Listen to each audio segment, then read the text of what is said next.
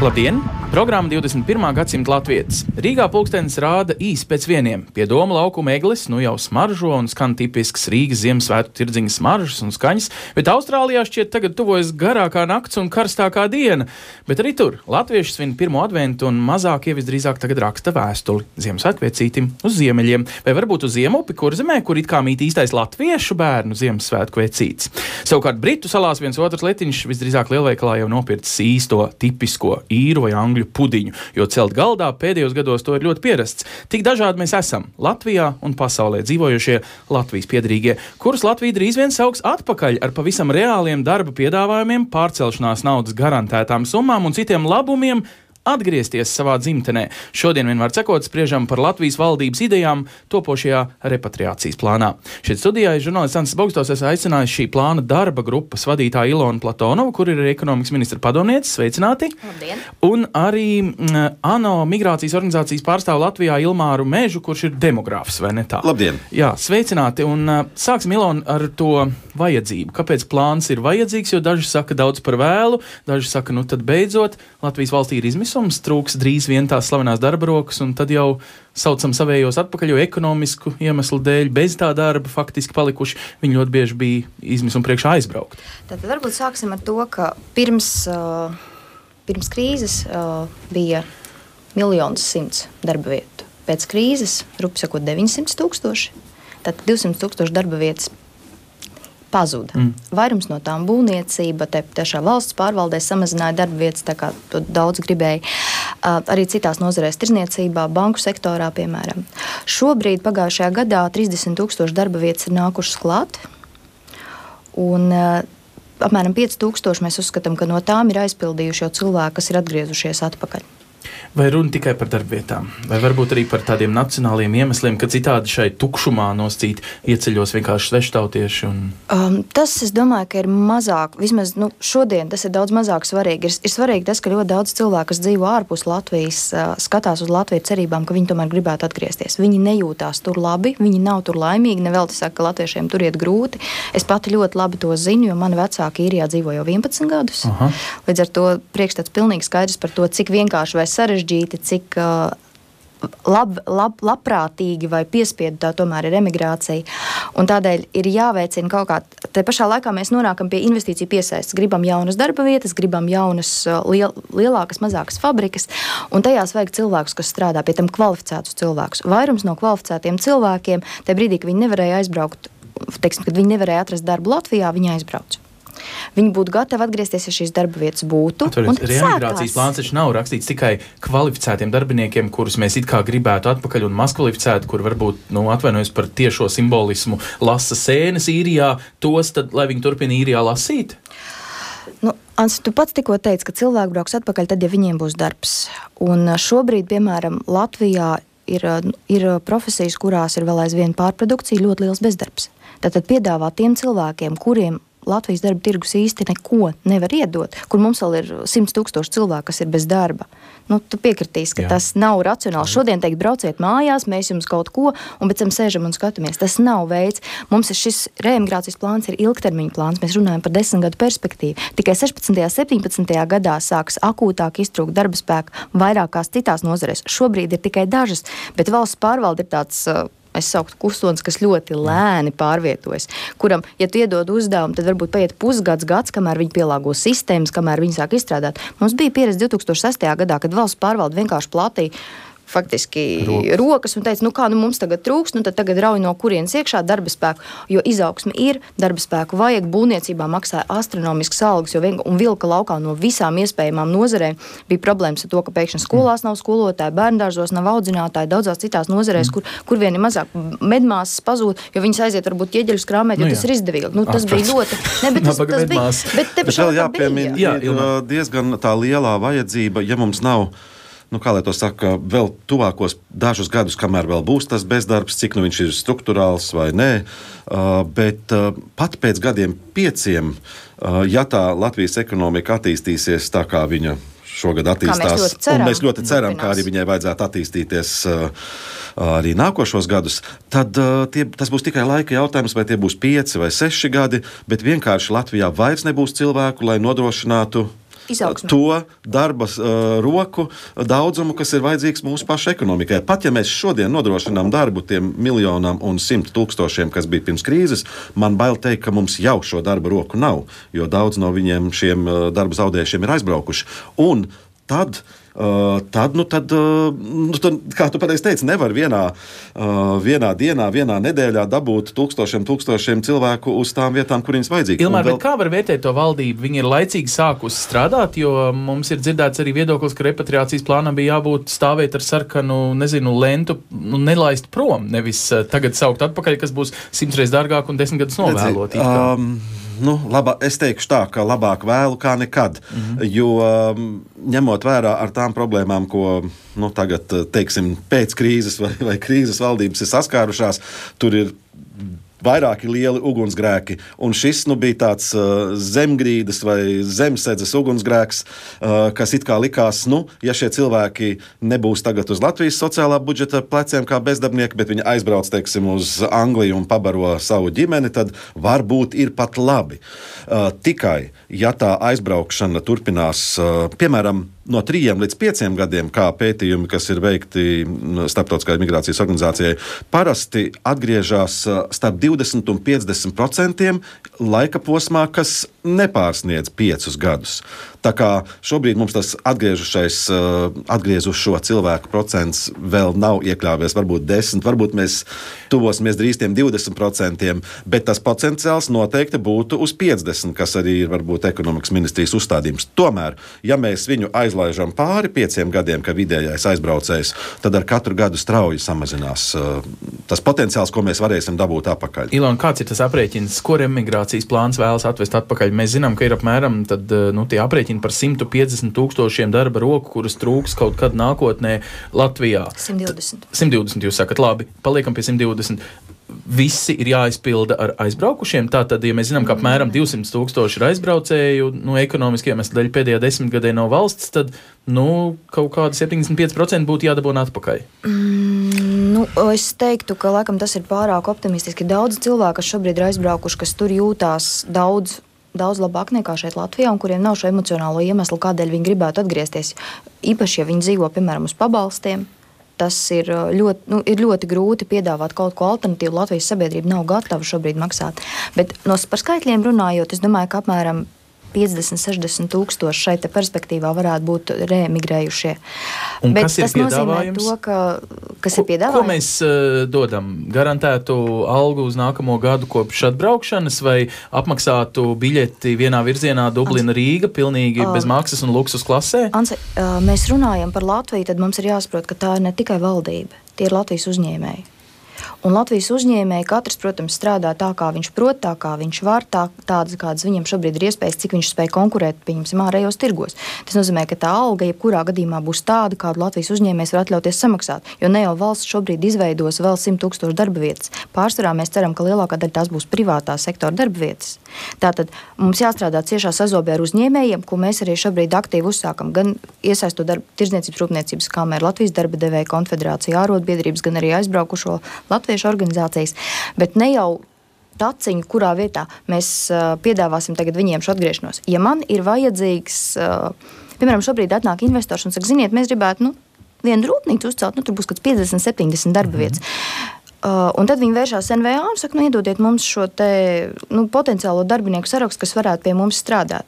Tad kas tajā brīdī notiek Latvijas darba tirgū? Uzņēmēji jau šobrīd saka, viņi viens otram pārpērk tos darbiniekus. Būtu labi, ja šajā brīdī NVA varētu paņemt no datubāzes tos cilvēkus, kas grib atgriezties atpakaļ, un arī viņus piedāvāt uzņēmējiem. Saka, jūs šobrīd attīsties, piemēram, Rezeknē šobrīd būs vēl 30 jaunas darba vietas. Leaks ir informējis, ka viņš šobrīd papildina. Kas ir Leaks? Leaks ir viens skandināvu uzņēmums, kurš ražo mašīnu būvis detaļas. Viņiem tātad vajadzētu Rezeknē specifisks profesijas pratējs, un tātad vienam pieņemsim Anglijā dzīvojošam šīs profesijas pratējam būtu jāreģistrējas jau laikus Rēzeknes pašvaldībā, ka es esmu tāds un tāds, dzīvoju tur un valsts tur? aģentūrā ir datubāze, kurā jau šodien šie Latvijas iedzīvotāji var aizpildīt informāciju, pie tam norādot, ka lūk, šī ir tā robeža, pie kuras viņi būtu gatavi atgriezties arī atalgojuma ziņā. Jo, protams, ka nav jēga piedāvāt, piemēram, šuvējas amatu Daugavpilī pa 200 latiem. Tātad svešumā dzīvojuši latvieši pirmais pienākums, ja vēlas atgriezties un nopietni par to domā, ne tikai met akmeni valdībai, ka viņi neko nedara, ir pašreģistrēties šajā reģistrā, brīvo darbu vietu un piezīmē pierakstīt. Šobrīd esmu Īrijā vai Anglijā vai Vācijā, šobrīd vēlos tādu un tādu minimālo algu, šobrīd pie tādiem nosacījumiem braukšu mājās. Tāda un tāda, tieši tā esmu gatavs izskatīt piedāvājumus Latvijā, jā, un šo te informāciju iedot. Jo, protams, ka šī, katra vakance parādās uz 2, 3, 4 nedēļām. Līdz ar to es nevaru pat teiksim, lai nopublicētu viņu kaut kur, tādā mūsdienīgā veidā, kad, piemēram, ieliec uz žurnālā sludinājumu vai vēl kaut ko. Principā man viņa jau ir beigusies. Un tās vakances parādās dažādās profesijas, dažādās veidās. Mums ir jāizveido sistēma, kas ļauj cilvēkam, kas skatās uz Latviju, vispār parādīties, ka mēs zinām, tad mums ir tādi un tādi cilvēki tādās un tādās profesijās. Jo es pat no personīgo kontaktu vietas zinu, ka cilvēki, kas aizbrauc varbūt lasīt sēnes, šobrīd ir apguvuši pilnīgi citas profesijas. Viņi ir izmācījušies par īrijas nodokļu maksātāju naudu, augstskolās ieguvuši profesionālas kvalifikācijas, vada ražotnes vai vada maiņas rūpnīcās, un viņi izskata to iespēju atgriezties atpakaļ pie kaut kādiem nosacījumiem. Lielos vilcienos, Ilmāra, tas taču ir lieliski. Mēs piedāvāsim cilvēkiem ne tikai augstvērtīgas darbvietas un labas algas, kā izklausās, ja vien darba devēja apzināsies šo iespēju arī priekš sevis, bet, faktiski tad arī nodokļi būs lielāki un viss, var cikot, tas būs tas lielais ieguvums no šīs emigrācijas, lai arī žēl, kad bija 10 gadu šī aizbraukšanas situācija. Jā, un žēl galvenokārt ir tā daļā, ka mēs zinām, ka tomēr lielu daļu, teiksim tā, to pusi mēs nedabūsim nekādā gadījumā. Cik dabūsim? Kā es teicu, no 20 līdz 50%, 20 vai 30% ir tad, ja mēs gandrīz neko nedaram, un mēs varētu uzaudzēt to pār pa trešdaļu vai līdz pat pusei, ja mēs ļoti veiksmīgi. Bet šeit jau arī no svara, tas pats darba devējs. Ja cik daudz mūsu Latvijas darba devēji ir pieraduši šo informāciju, piemēram, par sagaidāmo atalgojumu publiskot. Tad, ja es tiešām lasu šādu sludinājumu, un es redzu, ka varbūt Rīgā vai Liepājā vai Valmierā ir kaut kāda darba vieta, bet ja tur nav nekur pieminēta alga, tad es varu bezjēdzīgi pieteikties uz 10 un 100 darba vietu, un šie cilvēki saņem bezjēdzīgi daudz pieteikumus, kas varbūt, ja tur ir domāts maksāt, piemēram, pavisam ļoti pieticīgu mazu minimālu aldziņu, tad tas arī tomēr ir jāsaka. Un man te jāpiekomentē klāt, vienkārši, lai klausītājiem būtu sapratni par salīdzinājumu, ja Latvijā vidēji eiro valūtā rēķinot pagājušajā gadā alga bija 660 eiro, tad Īrijā, piemēram, bija 1462 eiro, tātad vairāk kā divreiz vairāk. Minimālā. Protams, mēs zinām, mūsu vidējo tu salīdzina ar viņu vidējo. Bet vidējo minimālo. Mūsu vidējo ar viņu minimālo. Jā. Jo tāpēc, ka daudzi, kas ir kvalificēti darbinieki, tomēr ir spiesti strādāt par minimālo algu. Tāpēc, ka tā konkurence ir liela, mēs zinām, ka poļu viestrādnieki strādā pat ļoti daudz nelegāli un zem. Tāpēc šeit ir vērts diskutēt par Polijas piemēru. Polijā krīzes nav bijis. Te pašā laikā emigrācija turpinās straujiem soļiem. Izbraucošā emigrācija. Ja? Tieši tā. Citiem nevienā krīze ir vienīgais iemesls. Un šī pat problēma, mums liekas, ka Latvijā mēs esam unikāli. Bez Polijas, es domāju, gan Lietuva, gan Bulgārija ir tikpat brēcošā situācijā, un katrai no viņām liekas, ka viņiem ir tas unikālā bezizēja. Tā kā mēs neesam, labā ziņa, ka mēs neesam vientuļi. Bet šeit ir jāatzīmē, ka šī cīņa un sacensība par darba rokām ne tikai Eiropas, bet pasaules mērogā jau visu laiku norisinās, un Latvija, diemžēl, līdz šim ļoti zaudē šī cīņā, un viņa turpināsies šī cīņa, viņa acīm redzot sāsināsies arī pēc gadiem 5 un 10. Labi, bet saki, ko gribi. Repatriācijas plāns pirmkārt, kā mēs paši te jau runājam, ir mērķēts uz Īrijā, Lielbritānijā, varbūt arī Vācijā, Norvēģijā, ekonomiski iemeslu dēļ aizbraukušiem no mūsu valsts pēdējā 10 gadē, un mēs tādēļ kopā ar kolēģi Paulu Gulbinsku mēģinājām izzināt īrijas latviešu pirmo reakciju uz šo valdības uzrakstīto pagaidām vēl melnrakstu, nepieņemto plānu. Lūk, īrijas latviešu internetu portāla Baltica Ireland redaktoris Laimas Ozoles komentārs. Ja pieņem plānu, tad vienalga kādu viņi pieņems, tas jau būs ļoti liels solis uz priekšu, ļoti liels darbs izdarīts, jo 12 vairāk gadus kopš es dzīvoju ārzemēs, nekad no Latvijas valsts puses nekas tāds nav bijis. noteikti iestājos par to, lai arī ekonomiskos bēgļus atzītu par repatriantiem ar visām no tā izējošajām sociālajām garantijām un pabalstiem, jo pārcelšanās ģimenei ir ļoti dārga. Ja cilvēks ir viens un viņam ir tikai viena soma, tad viņš iekāp lidmašīnā un lido uz Rīgu. Bet ja tā ir ģimene, tas ir vajadzīgs konteiners vai mikroautobus, un tas jau viss ir tūkstošos šie izdevumi. Noteikti ir atbalstāms darba tirgus informācijas pieejamība. Šobrīd ir pieejami dati par darba vietām, kas ir uz šodienu. Tas tam ārzemēs dzīvojošam neko nedod, jo šodien ir šodien, ja, lai pārceltos reālu dzīvi Latvijā, ir vajadzīgs kaut kāds laiks. Tāpat latviešu valodas atbalstīšana, mācīšana skoliņās. Tieši īrija ir raksturīga ar to, ka šeit ir ļoti maz studentu un ļoti maz biznesmeņu, jo mums nav trimda, mums ir tikai emigrācija, un šobrīd ir ļoti daudz punkti reemigrācijas plānā, ļoti specifiski studentiem, pieņemsim, veicināt biznesa saiknes starp emigrējušajiem un Latvijas uzņēmumiem. Ja? Un tas atkal ir bizness. Tieši šo darba spēku, jo, ja mēs ticam ekonomikas ministrijas prognozēm, kad tuvāko gadu laikā būs 150,000 darba vietas, ja, tur tieši Īrijā dzīvojošie būtu ļoti noderīgi, jo tie nebūs visi tikai augsti kvalificēti speciālisti.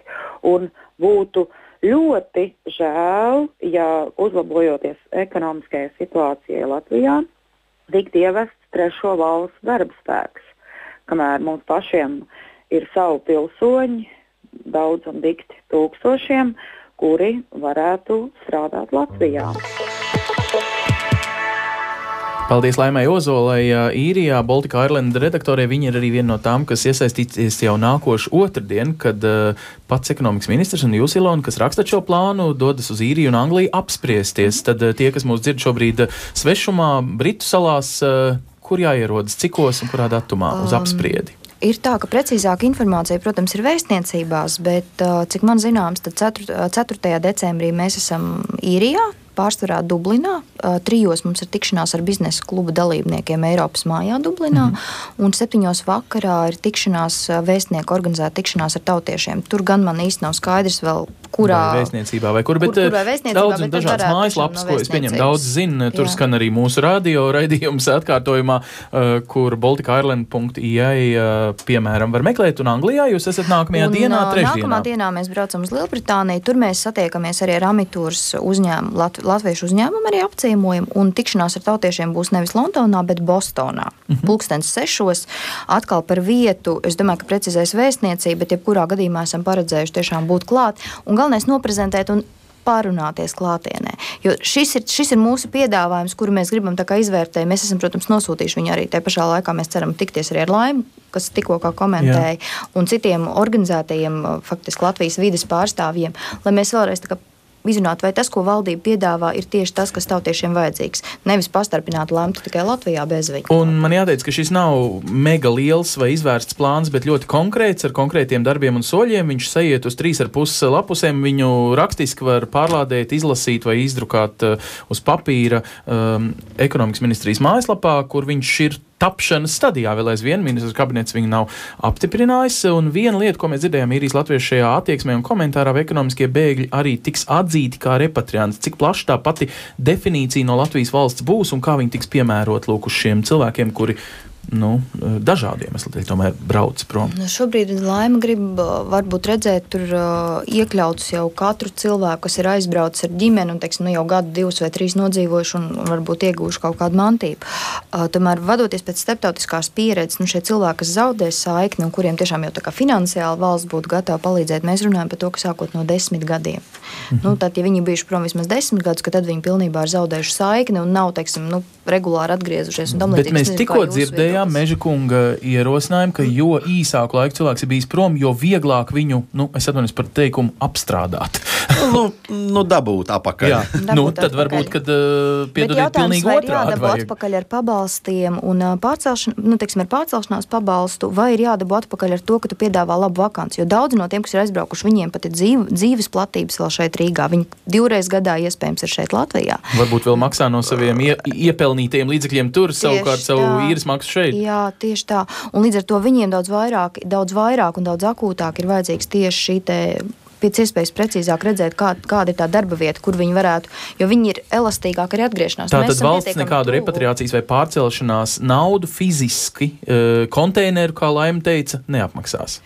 Tikai tad, ja tie būs vismaz 10 gadi. Tas ir tas šobrīd piedāvājums. Plus šādi līdzekļi varētu būt paredzēti jauniešiem. Tātad bērniem, kas ir izbraukuši kopā ar vecākiem, un tas jau šobrīd ir likumdošanā iestrādāts, tikai neviens bērns vēl to nav izmantojis. Ja viņš ar vecākiem legāli, piezīmēsim legāli, nevis nereģistrēti, ir aizbraucis un dzīvojis un strādā un faktiski, kad ģimene pārcēlies ārpus Latvijas, un viņš izlēma atgriezties atpakaļ pēc 18 gadu sasniegšanas, tad viņam jau šobrīd ir tiesības gan uz bezdarbnieku pabalstu. Tā ir esošā likumdošana, kur mēs paredzam, ka latviešu pēcteči...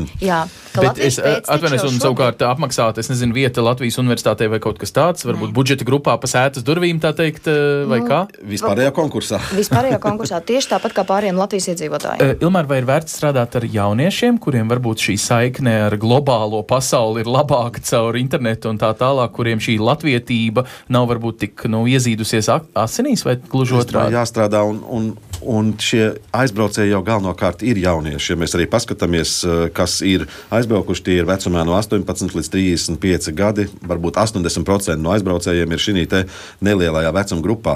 Un būtībā tas arī ir vēl viens iemesls, kāpēc mums viņus ļoti vajag apakaļ.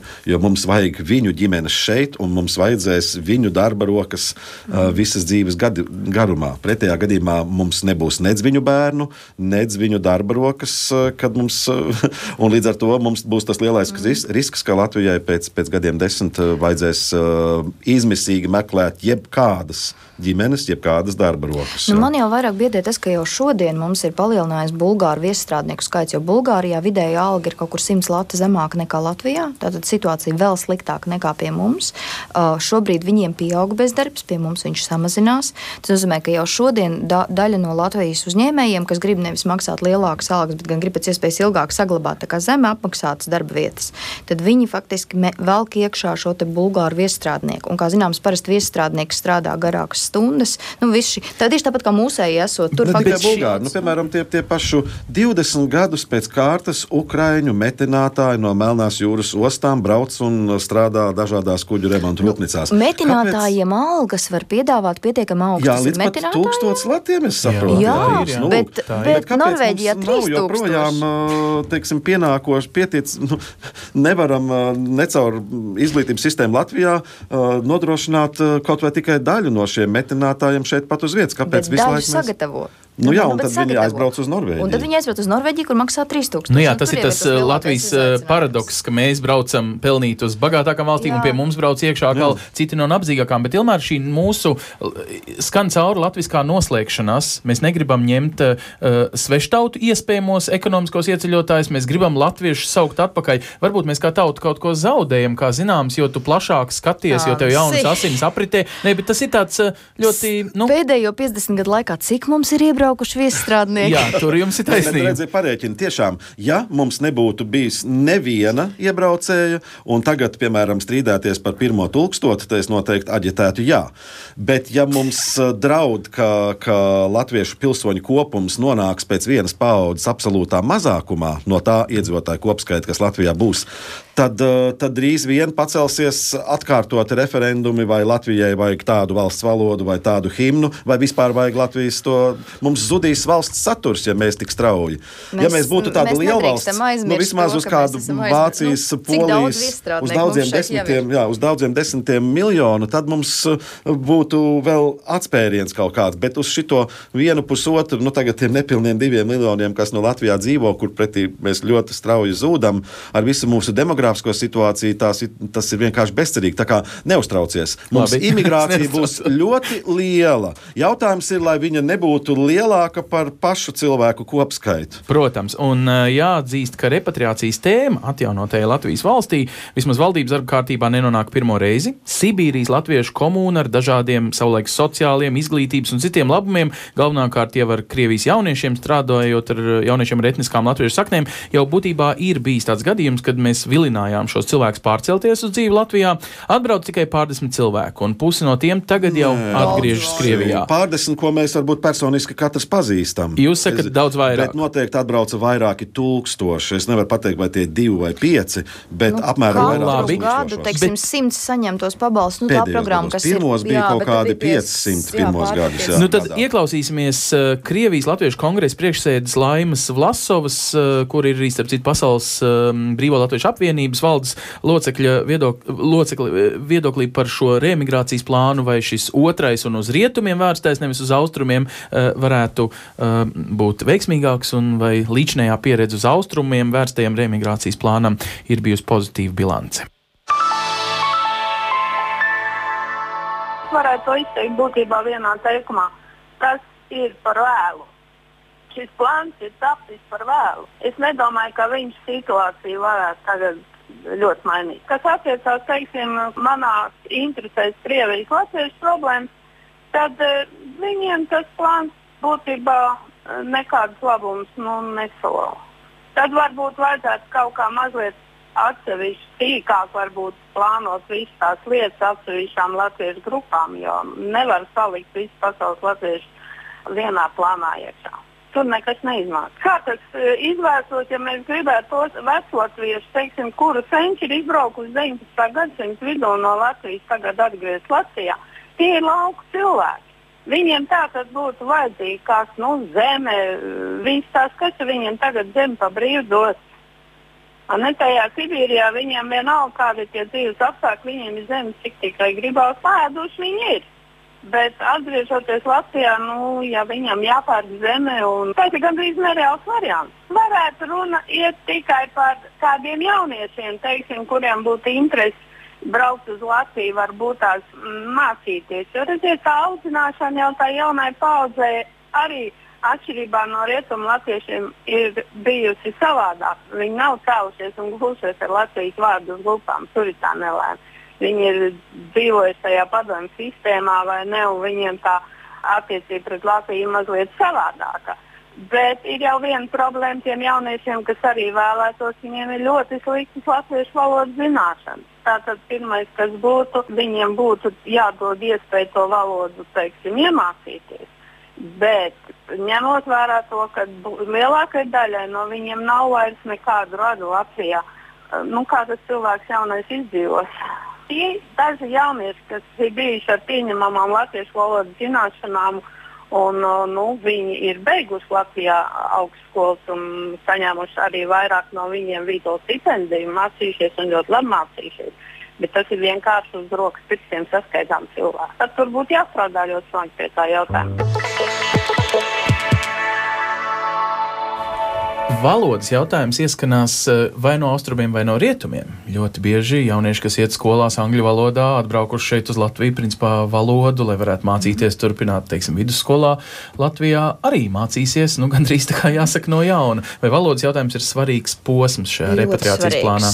Jo ir divi dažādi, teiksim, ir jaunieši, kas tiešām ir tā kā latviešu pēši, taču viņi to latviešu valodu vismaz mājās mācījušies. Tad ir tie latvieši, kas ir, tikko varbūt 5-7 gadus izbraukuši, apprecējušies ar Eiropas Savienības pilsoni un atgriezušies atpakaļ, izvēlējušies abi divi atgriezties atpakaļ. Un tad ir jautājums par to, ka šodien valstī nav neviena atbalsta mehānisma, kā šī otrai pusē ļaut iemācīties latviešu valodu. Mums vispār nav tāda atbalsta. Ja viņš ir trešās valsts pilsonis, kā piemēram mēs runājam par, tad ir gan Eiropas projekti dažādi, gan tur, teiksim, Eiropas Savienības. 2 mēnešus gadā.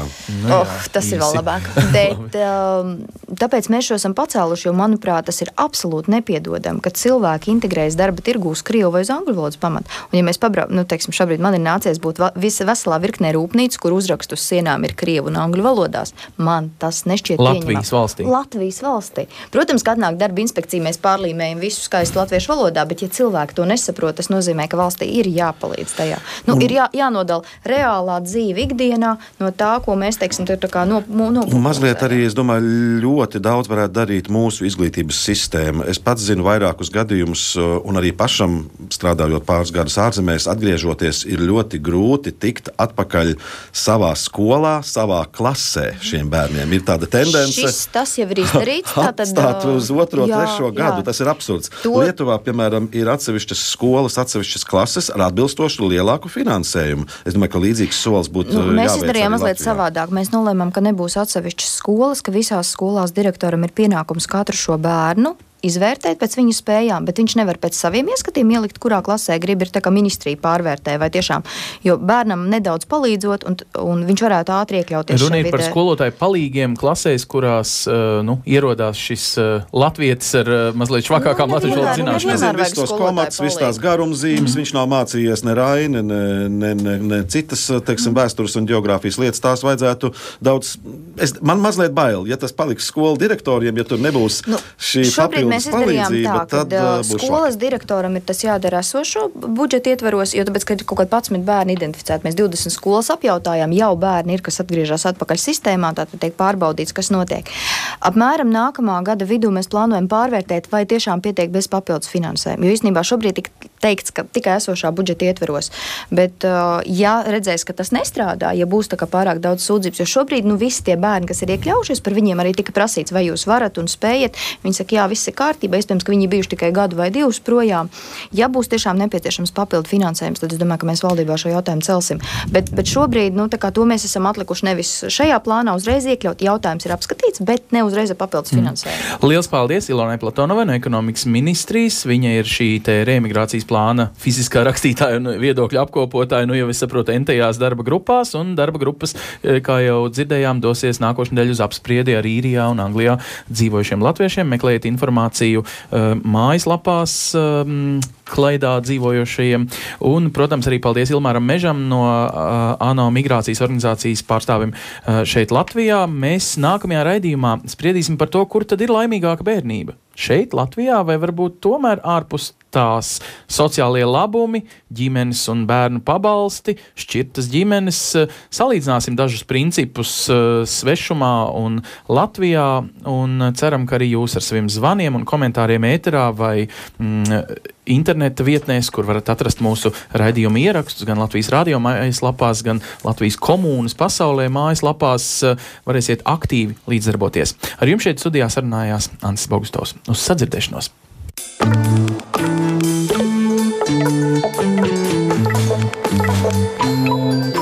Raidījumu veido Ansis Bogustovs, Paula Gulbinska un mūsu ārzemju korespondenti. Raidījumu producents Lūkas Rozītis.